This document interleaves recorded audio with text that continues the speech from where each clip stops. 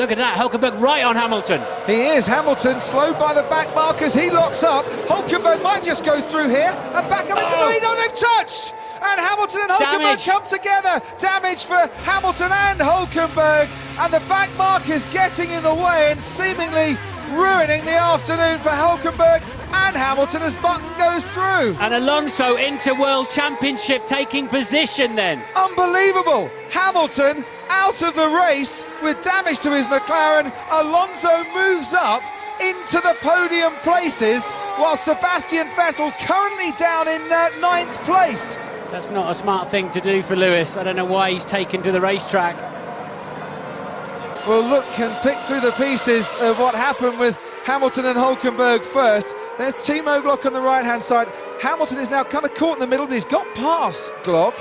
As a little squirm there from Hulkenberg, and his slide went into Lewis Hamilton. It wasn't Hamilton's fault. It wasn't really Hulkenberg's fault. That's what happens on a greasy track. Lewis fancied coming inside the Caterham.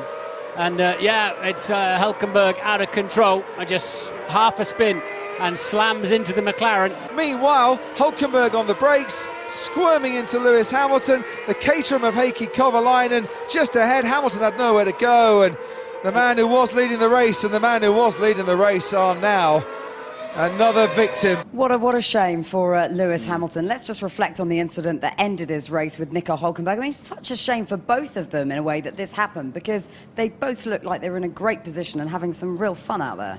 I think they both were stars of today in very, very difficult conditions, slippery underfoot. And as we heard Jensen saying, you know, when you're on slicks in the wet and you're sliding around, it's really tricky to sort of work out exactly what you can do and where you can brake. But this is an overtake for the lead. Lewis is leading, and then Nico comes down the inside, brakes. Basically, at this point, he's done the manoeuvre. There's a Caterham up ahead, which does take a little bit of your focus away. You've got to be careful of that and keep looking down in towards the corner. But I don't think that, to be honest, was the issue. The issue was that it's tricky, it's slippery, and on the downshift, then he just locked the rear slightly, and that knocked Lewis's left front, put him out of the race. I mean, as far as Hulkenberg's concerned, he had a great race up until this point, didn't he? I mean, he stuck it on pole here in 2010, so he knows how to race into Lagos.